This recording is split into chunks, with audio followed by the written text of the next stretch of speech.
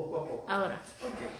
Gracias, bienvenidos a todos los que se están conectando en Facebook, a los que se van a conectar o los que van a ver este tiempo de estudio después en la comodidad de sus casas. Seguimos con el libro de Ruth.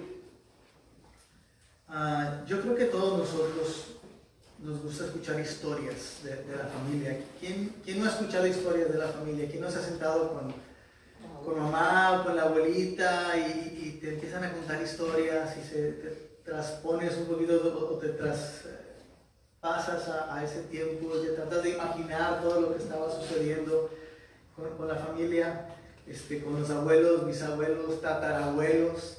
Algunas cosas que dan risa, otras cosas que dan impresión, otras cosas que dan tristeza tal vez, pero es parte de nuestra historia. Es parte de lo que somos nosotros por todo lo que ellos vivieron antes. No sé si creo que tal vez en sus también naciones se escuche, pero por ejemplo en México, cuando tú ves a alguien que se parece mucho a su abuelito, que hace cosas como su abuelito, pues uno dice, híjole, abuelió, ¿verdad? De tal palo, tal astilla, o dichos como esos. Siempre que cuando esto me acuerdo de, perdón, mi hijo, lo voy a decir, de Salatiel, cuando estaba chiquito, estábamos en la casa y a veces hacía frío y poníamos un calentadorcito. Y él se levantó en la mañana y traía sus pants, porque había dormido con pants, y fue y se paró al calentador y metió sus manitas aquí abajo del elástico del pants y se puso, estaba dormidito así como que todo el morro y estaba calentándose en el calentador. Pero para mí fue un flashazo, porque no sé si es días antes o algún año antes también, en invierno, un día que llegué temprano a casa de mis papás, mi papá se levantó porque yo llegué y toqué la puerta y me abrió, y después estaba todavía un poco dormido y fue y se puso en el calentador y hizo lo mismo, puso sus manos atrás y estaba así platicando conmigo. Y cuando lo vi a mi hijo dije, wow, mi papá otra vez. Repetimos historia, repetimos cosas, es parte de nuestra historia, es una realidad necesaria para nosotros y sobre todo en la familia cristiana. ¿Sabes? El libro de Ruth es la historia de nuestro tía. Ellos eran parientes nuestros, por lo menos espiritualmente. Lo que ellos vivieron para nosotros es una historia de nuestra familia. Porque la historia de Ruth, además de ser solamente algo que sucedió en una familia, está reflejando, como lo hemos dicho y lo vamos a seguir mencionando, la historia de la humanidad, la historia de redención de la humanidad. Cada una de nuestras historias, tu historia de vida, mi historia de vida, es una historia de redención. Es Dios redimiéndonos, tratando con nosotros, trayéndonos del pecado a la vida otra vez, de la muerte a la vida, cambiándonos, restaurándonos, preparándonos para estar con Él. Y lo que tenemos en la Biblia, estas historias, es nuestra historia. Así es que cada vez que leemos estas hojas, estas páginas de estos personajes bíblicos, no debemos pensar que son ajenos a nosotros. Yo te animo a que ahora cada vez que leas la Biblia, no la leas solamente como algo más de conocimiento que voy a tener, como algo de interesante puede ser, léelo como algo personal. Lo que estoy leyendo es la historia de mi tío Pablo, de mi tío Pedro, de mi hermano Juan, de la abuela Noemí, porque es parte de nosotros. Leas la Biblia y te toque leer alguna historia, alguna anécdota, recuerda que lo que estás leyendo es la historia de tu propia familia. Así es que podemos decir que lo que hemos leído hasta hoy en el libro de Ruth es la historia de nuestra familia. Lo que ellos vivieron, lo que ellas vivieron, lo vivieron para que tú y yo podamos recibirlo y vernos reflejado también en ello. ¿Cuál es el resumen del capítulo 1? Una familia que tiene que mudarse a otra nación por problemas en su nación, se establecen Y aún allá llega la tragedia. Mueren los hombres de la casa y se quedan las mujeres solas. Noemí escucha que Dios está bendiciendo nuevamente a su pueblo y recuerda la fidelidad de Dios y dice: voy a volver a mi pueblo. Pero una de las hijas de las nueras la deja también. Ella espera que la otra hija se vaya, Ruth, pero Ruth dice: no, yo me voy a quedar contigo. Y ahí vimos, tanto en la provisión de Dios como en la respuesta de Ruth, vimos cómo se ve reflejado el Evangelio. Así es que vienen ellas de regreso, al término del capítulo 1, otra vez a Belén. Y como veíamos, llegan a Belén, llegan amargadas, llegan tristes, llegan pobres, al grado de que Ruth le dice a la gente: no me digan Noemí, que su nombre significaba placentera, llámenme Mara, ahora estoy amargada. No le echó la culpa a Dios. Reconoció que él tenía la autoridad para hacerlo, porque lo reconoce como el Todopoderoso, el Shaddai. Así es que no le estaba reclamando, no se estaba quejando, estaba lamentándose de su situación. Y llegamos al capítulo 2. El capítulo 2 tiene como tema: renace la esperanza. Voy a ir leyendo porque es largo. Creo que nos tardamos un poco más en oración y hoy tenemos comunión. Espero que María tenga un poco de paciencia para cuidarnos a los niños. Pero voy a tratar de hacerlo lo más rápido posible. Hay mucha información, alguna interesante que tal vez la voy a omitir. Ya te tocará a ti tal vez verlo en algún comentario. Pero voy a tratar de enfocarme en cosas importantes, sobre todo en cómo vemos el Evangelio. Capítulo número 2, versículo 1. Noemí tenía por parte de su esposo un pariente que se llamaba Boz. Era un hombre rico e influyente de la familia de Elimelech. Aquí entra en escena Boz. Bueno, entra en escena para nosotros, porque recordemos que Noemí y Ruth no habían leído el libro de Ruth. Ellas no tenían este libro para darse cuenta de qué era lo que estaba pasando. El autor nos está permitiendo tener una idea previa a lo que viene antes. Él lo hace para dejarnos ver con anticipación lo que viene, para que estemos a la expectativa. Lo que Ruth no podía ver, pero nosotros sí podemos ahora, podíamos imaginarlo. Y con eso podamos tener en mente el Evangelio, porque Boz, si lo vimos con Ruth de alguna manera muy velada, Boz es de una manera más gráfica un tipo de Jesús. Boz está tomando el lugar de Jesús para con Ruth, como Jesús para con nosotros, su pueblo. Así es que otra vez Dios va a ir tomando la iniciativa para restaurar y para bendecir.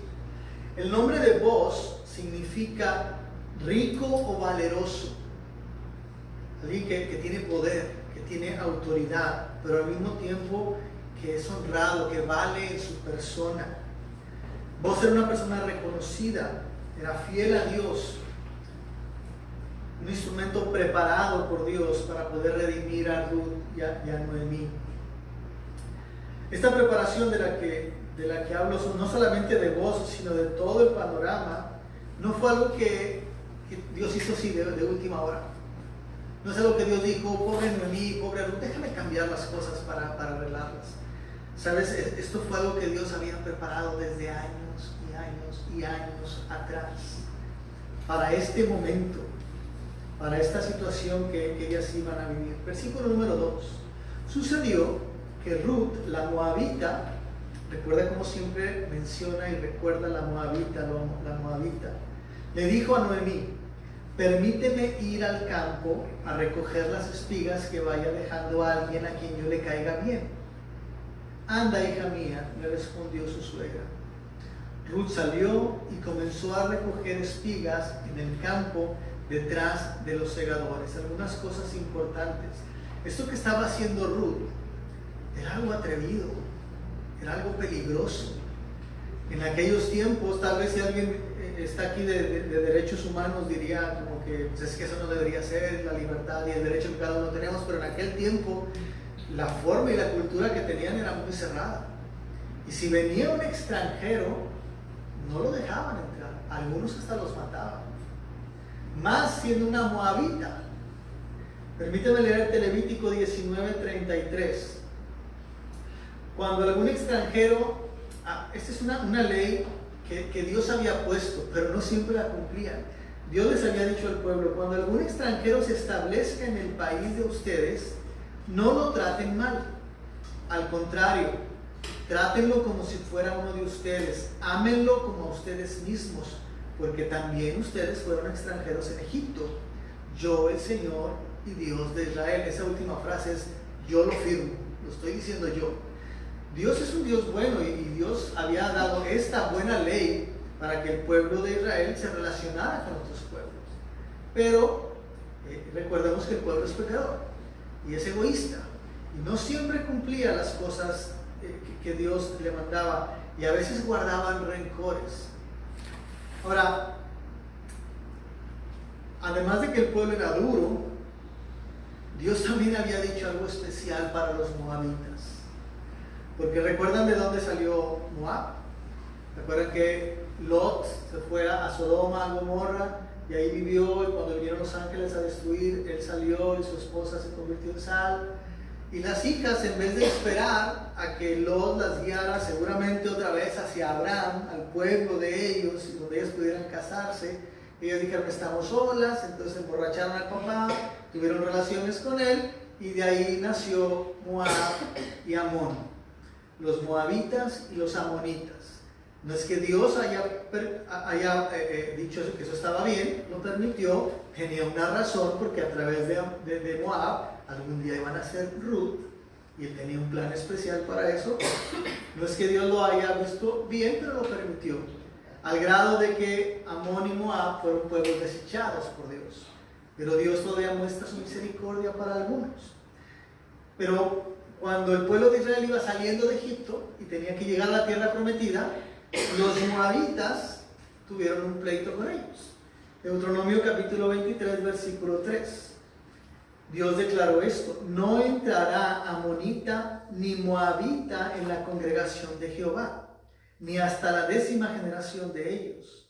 No entrarán en la congregación de Jehová para siempre, por cuanto no os salieron a recibir con pan y agua al camino cuando salisteis de Egipto, y porque alquilaron contra ti a Balaam, hijo de Beor, de Petor en Mesopotamia, para maldecirte. Es decir, estos Amón y Moab, los pueblos de estos dos hermanos, cuando Israel tenía que pasar a la tierra prometida, no los dejaron pasar. ¿Se acuerdan que cuando empezamos a ver al principio, la primera vez que vimos esto, pusimos un mapa y había una parte donde el pueblo tenía que dar una vuelta? Era cuando no los dejaron pasar ellos. Y además de eso, ellos habían contratado a un profeta para que viniera y maldijera al pueblo. Y el profeta no pudo hacerlo, porque Dios siempre le decía: bendícelos y bendícelos. Ellos tuvieron un mal corazón para Israel.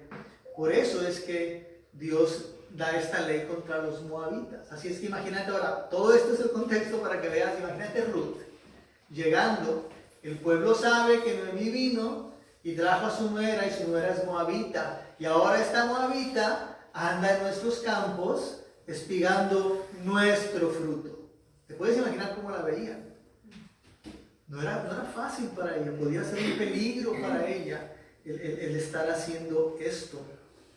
Pero como hemos dicho, Dios había preparado el camino para Ruth. ¿Cómo es que Dios preparó el camino para Ruth? Primero, otra vez, desde que Él permitió que los moabitas y amonitas nacieran para que ella viniera. Voy a terminar el versículo 3. Y dio la casualidad de que el campo donde estaba trabajando Ruth pertenecía a Boz, el que ya mencionó que es hermano, y aquí lo vuelve a mencionar, pariente de Elimelech.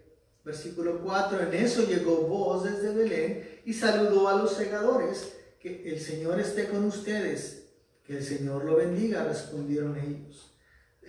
Yo creo que el autor pone esta frase de saludos, de el Señor te bendiga, el Señor te bendiga. Es un saludo solamente, pero para mostrarnos la importancia que Dios tenía para ellos. Y cómo Boz era un hombre creyente y fiel a Dios. Y lo primero que hace cuando llega, además de que es un hombre diligente, rico, tal vez tenga muchas cosas que hacer, pero él va a ver su negocio, va a ver sus campos, va a ver a su gente, y lo primero que hace es ir con ellos. y bendecirlos. Y él recibe una bendición a cambio. Hay una palabra interesante que es casualidad. En otras versiones dice aconteció. Dicen los teólogos que esa palabra aconteció es difícil de traducir. Y la traducen básicamente casualmente casual. O sea, por mucha casualidad. Y la cosa es que, fíjate, todas las casualidades que están pasando ahora. Cuando hablamos de casualidad no estamos creyendo en la suerte. Proverbios 16:33 dice, la suerte se echa en el regazo, mas de Jehová es la decisión de ella. No quiere decir que tú no puedes aventar una moneda para decidir algo. Lo que está diciendo es que si tú avientas una moneda para decidir algo, no creas que la suerte es la que te va a decir qué es, sino que Dios decidió qué es lo que va a caer. Y te está diciendo a través de eso. Platiqué con una muchacha, creo que esto se había platicado alguna vez hace algún tiempo, que decía, pastor, quiero que me ayudes. Estoy trabajando en un lugar donde producen cigarros. Me siento incómoda porque creo que es dañino para la salud y creo que a Dios no le agrada eso. Pero me están invitando con un sueldo mejor a un lugar donde venden vinos. Que también, si es en exceso, puede haber problemas. No sé qué hacer. Hay mejor paga, acá me dan mejores prestaciones. No sé si me debo mover o no. Y dije, mija, no sé, pero ¿qué te parece vamos a echar una moneda al aire? Y a ver qué queda, ¿sí? Y no estamos creyendo en la suerte, pero vamos a decir que Dios te dice a través de eso. Echamos la moneda y cayó en que se quedara en los cigarros. Y dijo, pastor, vamos 2 de 3. O sea, lo que ella está diciendo con su corazón es, ¿sabes qué? Yo me quiero cambiar. O sea, entonces, no dudes de eso. Si tú quieres cambiar, ora a Dios y di que te habla. A veces hacemos algo para hacer la suerte, pero ya sabemos lo que es. A veces Dios te está diciendo, porque si estamos creyendo que Dios te dijo que te quedaras aquí, porque lanzamos la moneda. Y dice que aunque lancemos la suerte al regazo, como dice Proverbios, la suerte se echa al regazo, pero Dios da la decisión. Si tú creíste cuando lanzamos la moneda que era decisión de Dios, y Dios te está diciendo, quédate donde estás, quédate donde estás. Si no, entonces tú estás siguiendo el deseo de tu corazón. ¿Me estoy explicando? Eso es lo que no estamos diciendo por casualidad o casualmente casual, aconteció. Casualmente, Ruth y Noemí llegaron de regreso en la tierra en el tiempo de la cosecha. Casualmente, Ruth sale al campo y llega al campo de Boaz. Casualmente, Boaz llega ese día al campo a revisar su trabajo. Casualmente, Boaz era un hombre rico y al parecer soltero. Casualmente, Boaz era hijo de una extranjera. Boaz era hijo de Rahab. Rahab fue la prostituta que cuando los espías con Josué llegaron para tomar Jericó, ella dijo, estos hombres son de Israel, sabemos que Dios va a tomar esta ciudad, y ella los acogió y los cuidó. Y ellos protegieron su vida y después la adoptaron como una de las suyas. Y un hombre llamado Salmón, Mateo capítulo 1 versículo 5, Salmón engendró de Rahab, Salmón se casó con Ruth y engendró a Boaz. Él tenía cierta experiencia con los extranjeros porque su madre era extranjera. Así es que qué casualidad que Rahab era extranjera y esta extranjera tuvo a este hijo, y este hijo era rico, influyente, y llegó ese día a cuidar su campo, a ver su campo, y ahí estaba Ruth. ¿Cuántas casualidades, cuántos acontecimientos se van dando? Así es que podemos empezar a ver que, ¿se acuerdan del capítulo 1, la oración de Ruth, de Noemí por sus 2 nueras? Vayan a sus tierras, vayan con sus padres y que el Señor las bendiga y les dé un buen esposo. Ahora empezaba a tomar cuerpo esa bendición de Noemí para Ruth, porque ya estaban acá, ya empezaba a haber trabajo, ya empezaba a haber comida y tal vez podía haber un esposo, porque Boaz estaba soltero. Llega Boaz y pregunta entonces al capataz, ¿de quién es esa joven? Preguntó Boaz al capataz de sus segadores. Es una joven moabita que volvió de la tierra de Moab con Noemí. Le contestó el capataz. Ella me rogó que la dejara recoger espigas entre las gavillas detrás de los segadores. No ha dejado de trabajar desde esta mañana que entró en el campo hasta ahora que ha venido a descansar un rato en el cobertizo. Seguramente vos no la conoce porque no la contrató él y por eso pregunta por ella. Algunos especulando dicen pues seguramente era muy hermosa y por eso le echó los ojos. Seguramente pues él era soltero o viudo o no estaba casado y pues también por ahí le echó el ojo, quién sabe. Pero el chiste es que él pregunta por ella y la descripción que el capataz da de Ruth es de una mujer trabajadora, humilde, sencilla. El hecho de que le diga, es la que vino con Noemí, ahorita vos va a explicar por qué alaban eso, habla de una mujer íntegra y responsable. La próxima semana creo que vamos a hacer un pequeño resumen de cómo todo esto que está aconteciendo también es un reflejo del orden de la salvación que Dios nos da. Pero lo que está hablando ahorita en este momento también es la respuesta que nosotros debemos dar cuando Dios nos llama, la actitud que debemos tener. Y es un ejemplo de sinceridad, de humildad, de sencillez, de esfuerzo, de trabajo. Algún día vamos a hablar más de eso porque no es el tema hoy. Versículo número 8. Entonces Boaz le dijo a Ruth, fíjate cómo el capataz la menciona, es una mujer moabita, pero Boaz la trata diferente. Escucha, hija mía, él ya la está acogiendo. Ten en mente, cuando estás leyendo esto, ten en mente a Jesús con nosotros, ¿sí? A Dios con nosotros, y vos diciéndole a ella, aunque eres extranjera, escúchame, hija mía. No vayas a recoger espigas a otro campo, ni te alejes de aquí, quédate junto a mis criadas. Fíjate bien en el campo en donde se esté cosechando y síguelas. Ya les ordené a los criados que no te molesten, y cuando tengas sed, ven donde están las vasijas y beben el agua que los criados hayan sacado. La provisión de Dios para Ruth. No solo de trabajo, de protección, de alimento.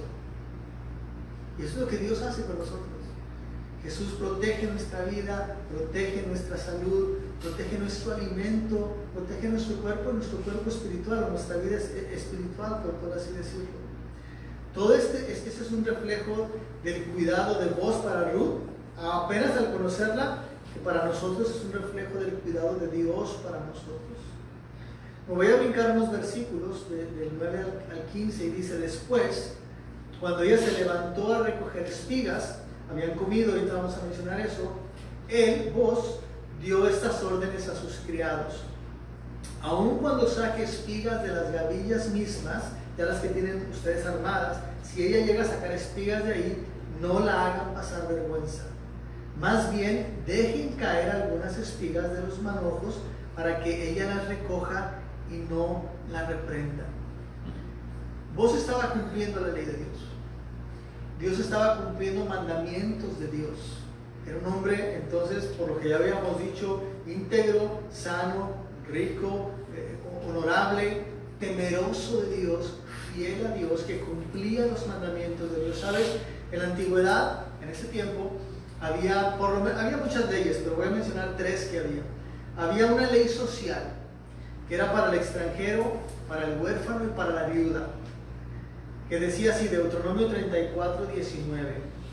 Cuando recojas la cosecha de tu campo, no olvides una gavilla, una gavilla, la dejaste atrás, no vuelvas por ella. Déjala para que el extranjero, el huérfano y la viuda, Así el Señor tu Dios bendecirá todo el trabajo de tus manos. Cuando sacudas los olivos, no rebusques en las ramas. Las aceitunas que quedan, déjalas para el extranjero, el huérfano y la viuda.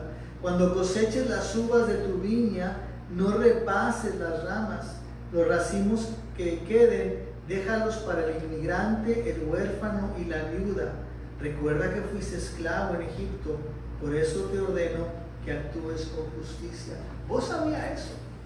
Y les estaba recordando a su pueblo, vayan espigando y si se cae una no la recojan, déjenla. déjenla porque hay alguien que va a venir atrás. En aquel tiempo no había rejas para dividir los ranchos o los campos. La gente iba por el camino y podía pasar. Y no podías ir y agarrar fruto y llevártelo porque era robar. Pero tú podías ir, agarrar, comer y después salir. Y si tú hacías eso no te decía nada. Era para el sustento de la gente. ¿Sí? Es que Dios había puesto una ley social para el huérfano, la viuda y el extranjero.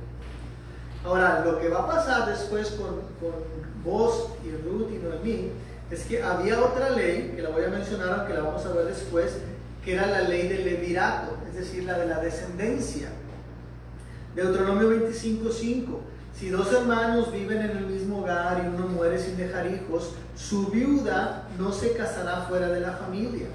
El hermano del esposo la tomará y se casará con ella para cumplir con su deber de cuñado.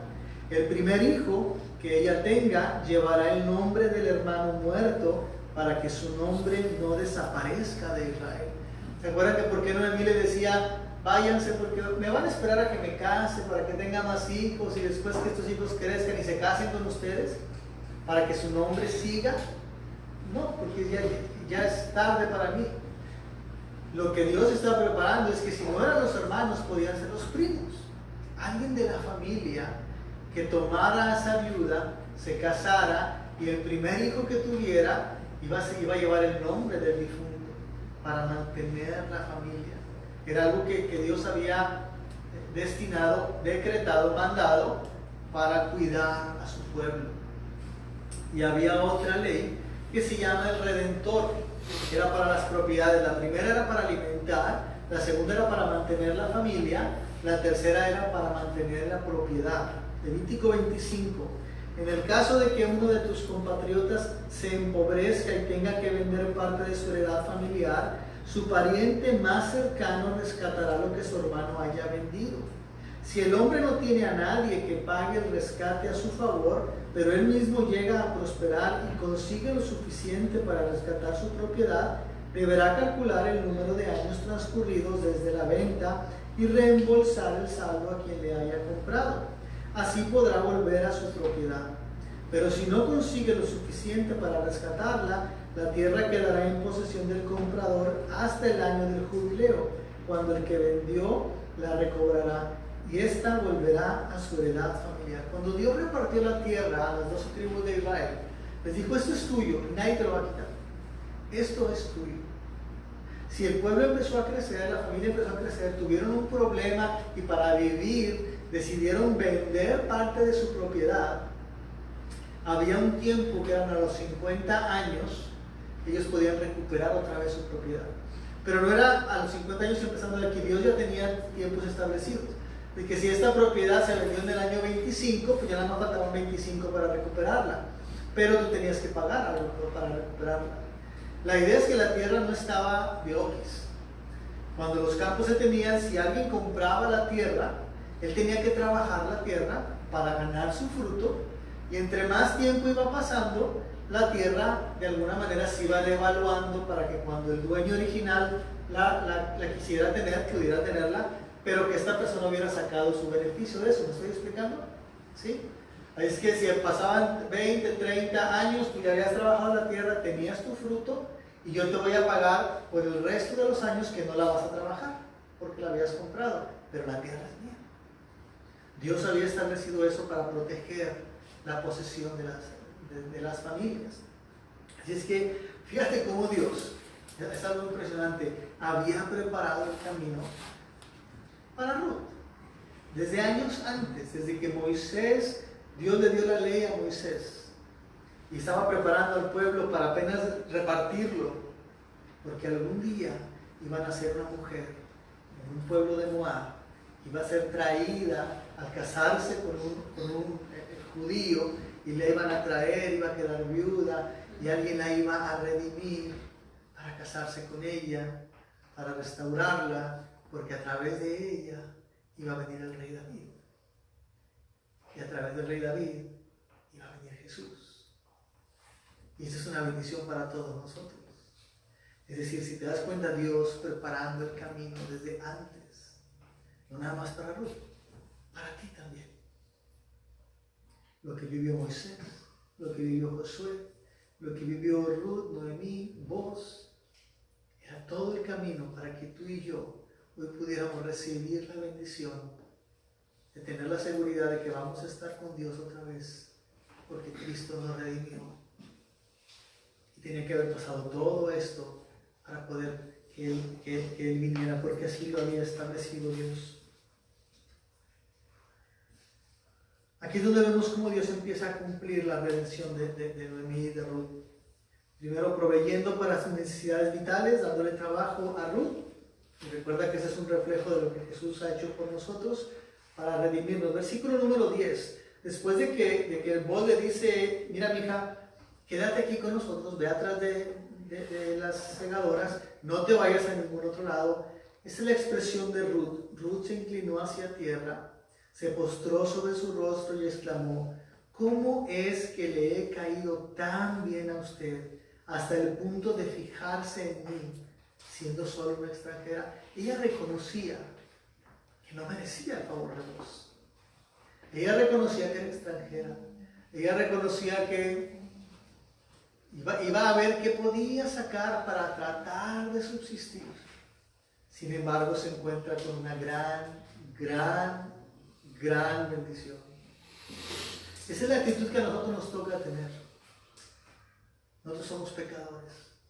No merecemos nada. Cristo ha venido a decirte, mira mi hijo, no te vayas con nadie más. Sigue a los de mi pueblo. Aquí vas a tener sustento, cuidado, abrigo y protección. Y lo único que te pide es, créeme. Lo único que Ruth tenía que hacer era creerle. Ella podía haberse dicho, este está loco, ese se me hace que le gusto y va a querer algo conmigo, entonces mejor voy a otro lugar. Ella le creyó a él.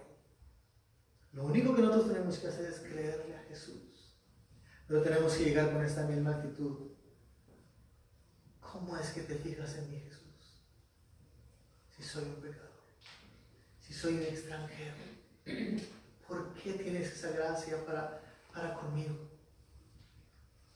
Ella siguió orando, por así decirlo, diciéndole, ojalá yo siga siendo de su agrado, mi Señor, contestó ella. Usted me ha consolado y me ha hablado con cariño, aunque ni siquiera soy como una de sus sirvientes. Había jerarquías, había el capataz, estaba el dueño, el capataz, los que trabajan, las sirvientas y los extranjeros. Y es como ella se sentía y lo sabía. Ojalá Dios me siga dando agrado delante de usted. Nosotros deberíamos orar, Señor, rogamos que sigas teniendo gracia para con nosotros. Porque no la merecemos. Porque no la merecemos. Ruth reconoce la bondad de vos hacia ella que es extranjera. Sabe que no se merece esa bondad y lo agradece. Versículo 11. ¿Por qué vos le das esa bondad a ella? Es algo interesante y hay que tener cuidado con esto. ¿Por qué vos expresa esta bondad? Versículo 11. Ya me han contado, le respondió vos, todo lo que has hecho por tu suegra desde que murió tu esposo. Cómo dejaste padre y madre y la tierra donde naciste y viniste a vivir con un pueblo que antes no conocías. Si leemos hasta aquí, pudiéramos pensar, por eso vos le está dando eso. Ruth hizo algo excepcional. Se lo merece. Es digna de eso por la forma en la que trató a Noemí. Claro que se merece un pago como esto. Pero ¿sabes qué? Dios no nos trata a nosotros como empleados para pagarnos por lo que hacemos. En realidad no lo merecemos. El secreto está en el versículo 12. Sí, vos está reconociendo lo que ella hizo, pero el secreto de por qué lo hizo está en el versículo 12. Que el Señor te recompense por lo que has hecho. Yo no te voy a recompensar, te va a recompensar el Señor. ¿Se acuerdan de una vez que les conté de una señora que se paró a darle limosna a un muchacho? Y el muchacho dice, ay señora, muchas gracias, que Dios se lo pague. Y la señora le dijo, no me des gracias a mí. Si fuera por mí yo no te daba nada, yo te pondría a trabajar. Dale gracias a Dios que me dijo que te lo diera. En cierta forma en broma, pero la señora le estaba diciendo, no te fijes en mi mano. Fíjate que Dios lo está haciendo porque es lo que me dijo que te lo diera. No pongas tus ojos en mí. Lo que vos estás haciendo es, no me mires a mí, que Dios te recompense por lo que tú has hecho. ¿Qué es lo que has hecho? ¿Lo que hiciste con Noemí? No.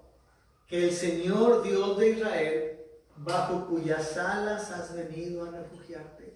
Lo que Ruth hizo fue venir a refugiarse bajo las alas de Dios.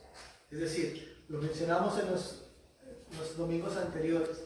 El testimonio de Noemí para con sus nueras fue un testimonio de quién es el Dios de Israel. Orfa no quiso seguirlo, lo había escuchado, y el pasaje es muy claro cuando dice que ella regresó a sus padres y a sus dioses.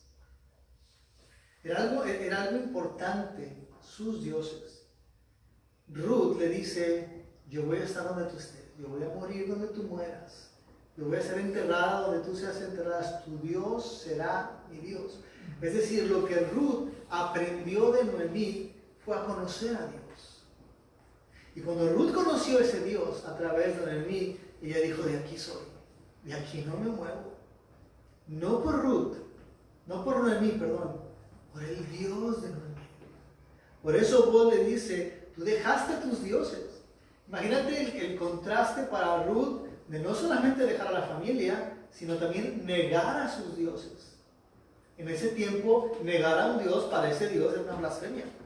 Y generalmente implicaba la muerte. Pero ella estaba decidida a dejar a los dioses y a venir a seguir no nada más a Noemí, sino al Dios de Noemí. Entonces lo que Ruth hizo es venir y acobijarse bajo las alas del Dios de Israel.